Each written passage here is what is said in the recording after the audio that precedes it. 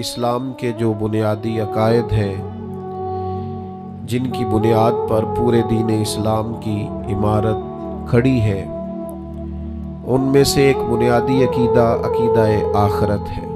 ہم جو کچھ بھی یہاں اعمال کریں گے اور جس طرح کا بھی ہم یہاں وقت گزاریں گے، صبح قیامت اللہ کے حضور ہم حاضر ہوں گے اور ہمیں اس کا حساب دینا ہے۔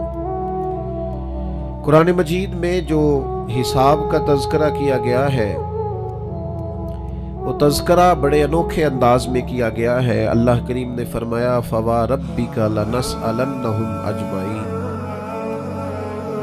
محبوب تیرے رب کی قسم، ہم ضرور ان سے حساب لیں گے، ہم ضرور ان سب سے سوال پوچھیں گے۔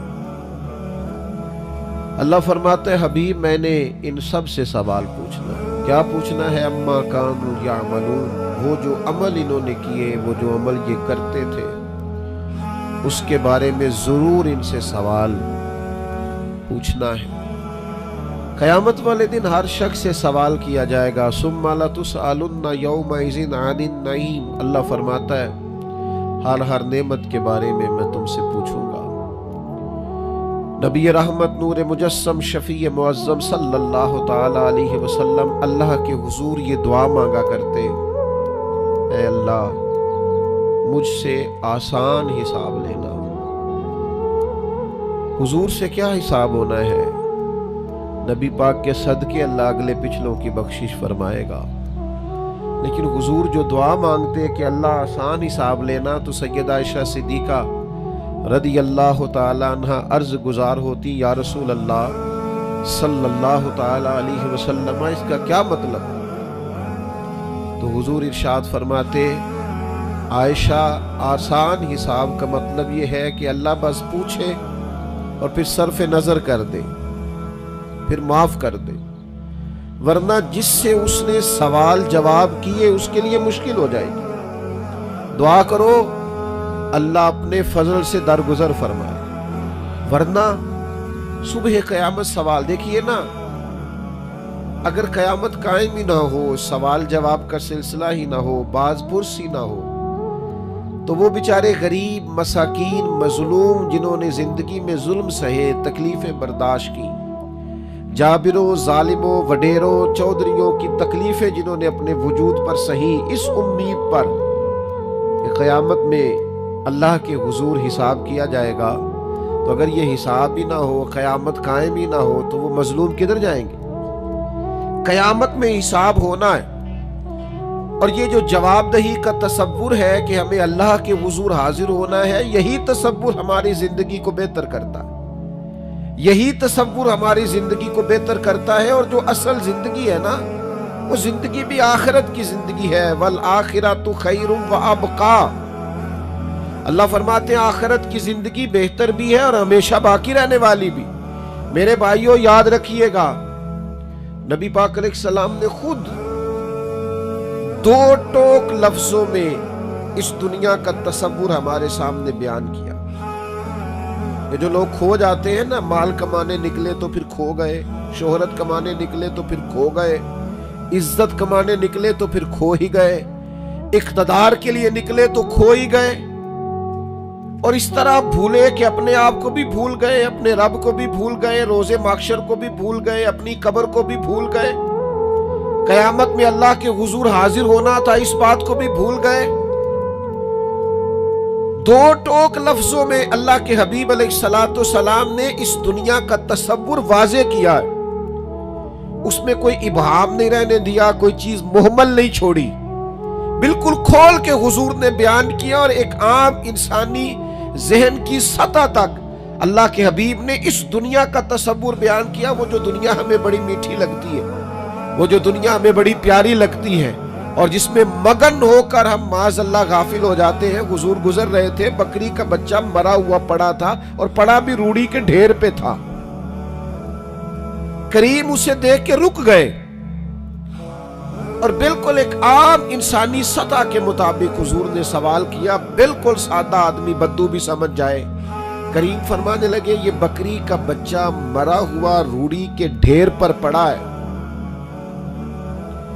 مجھے بتاؤ اس کے مالک کی نظر میں اس کی بھلا کیا قیمت ہوگی؟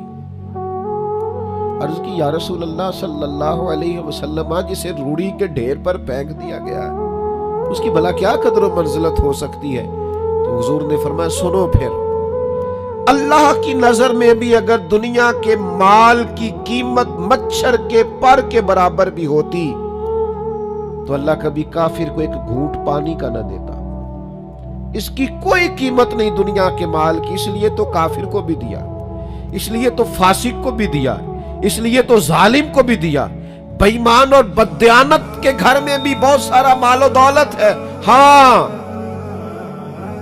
جس کے ساتھ وہ بھلائی کا ارادہ کرتا ہے اسے اپنے دین کی سمجھ عطا فرماتا ہے۔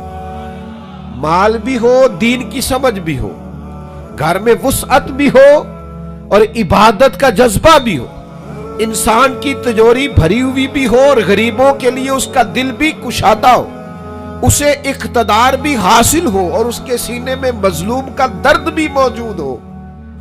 اب یہ ہے کہ رب کریم نے اس کے ساتھ بھلائی کا ارادہ فرمایا۔ لیکن اگر یہ کہ فقط دنیا ہی ہو، فقط پیسہ ہی ہو، فقط اقتدار کا لالچ ہی ہو، کھو نہ جائیں یارو، ہم کہیں کھو نہ جائیں، کہیں ایسا نہ ہو کہ کاروبار کی مشقت سجدوں کی لذت لے جائے، کہیں ایسا نہ ہو کہ دولت جمع کرنے کی حرص غریب کا درد ہم سے لے جائے، کہیں ایسا نہ ہو کہ اقتدار کی دوڑ میں ہم کسی مظلوم کی آہ ہی نہ سنیں، ہم کسی کا دکھ ہی نہ بانٹیں۔ آخرت کا تصور ذہن میں رکھیں، وہ جو قیامت کے دن اللہ کے حضور کھڑے ہونا، وہ جو قیامت میں رب کریم کی بارگاہ میں ہم نے حاضر ہونا ہے، اس حاضری کے تصور کو اور جواب دہی کے تصور کو اپنے ذہن میں لائیں۔ یاد رکھیے گا 3 چیزوں کے علاوہ ہر چیز کا حساب دینا ہے۔ ایک سر چھپانے کے لیے جھونپڑی مکان، ایک پہننے کے لیے کپڑا، ایک کمر سیدھی کرنے کے لیے غذا، اس کے علاوہ جو کچھ بھی ہے اس سب کا حساب دینا ہے۔ نبی رحمت صلی اللہ تعالی علیہ وسلم نے جو حدیث بیان کیا نا حساب کے لیے، آپ یقین کریں پوری روح متوجہ ہو جاتی ہے، انسان کے جتنے لطائف ہیں وہ سارے بیدار ہو جاتے ہیں، اس کے باطن کے اندر تک گہرائی تک وہ لفظ اترتے ہیں۔ میرے کریم فرماتے ہیں رب قیامت کے دن بندوں سے فرمائے گا کیا میں نے تیرے لیے کان اور آنکھیں نہیں بنائی تھی؟ کبھی اندھے سے مل کے دیکھے نا، کبھی بہرے سے بات کر کے دیکھے نا۔ رب فرمائے گا کیا میں نے تیرے لیے کان اور آنکھیں نہ بنائی تھی؟ اللہ فرمائے گا کیا میں نے تیرے لیے جانوروں کو کھیتوں کو مسخر نہیں کیا تھا؟ ہر جانور پر تو سواری کرتا ہے، جانوروں کے گوشت کھاتا ہے، جانوروں کا دودھ پیتا ہے، کھیت کے اندر ہل چلاتا ہے، اناج ہے، پھل ہیں، سبزیاں ہیں۔ هو الذی خلق لکم ما فی الارض جمیعا، زمین میں جو کچھ ہے حضرت انسان کے لیے پیدا کیا۔ اللہ فرمائے گا تیرے لیے کان بنائے، آنکھیں بنائی، تیرے لیے مسخر کیا جانوروں کو، تیرے لیے مسخر کیا کھیتوں کو۔ پھر رب کہے گا میں نے تجھے خوشحالی دی، میں نے تجھے سرداری دی۔ پھر اللہ فرمائے گا یہ بتا کیا تجھے مجھ سے ملنے کا یقین نہیں تھا؟ کیا تجھے یہ خبر نہیں تھی کہ تیری رب سے بھی ملاقات ہوگی، تجھے اللہ کے حضور بھی حاضر ہونا ہے، تجھے اس کا یقین نہیں تھا؟ اور حدیث پاک کا جو آخری جملہ ہے وہ ہر دل پر دستک دیتا ہے۔ حضور فرماتے رب فرمائے گا میں بھی آج تجھے اسی طرح ہی فراموش کر دوں گا جس طرح تو نے مجھے بھلا دیا تھا۔ جا، تو نے اگر مجھے بھلا دیا تھا آج میں نے بھی تجھے فراموش کیا۔ دعا کرو ہمارے ساتھ یہ سلوک نہ ہو۔ ہم تو مالک کے کرم کی امید پر ہی قبر میں جائیں گے، اس کی رحمت کی امید پر ہی میدان محشر میں کھڑے ہوں گے۔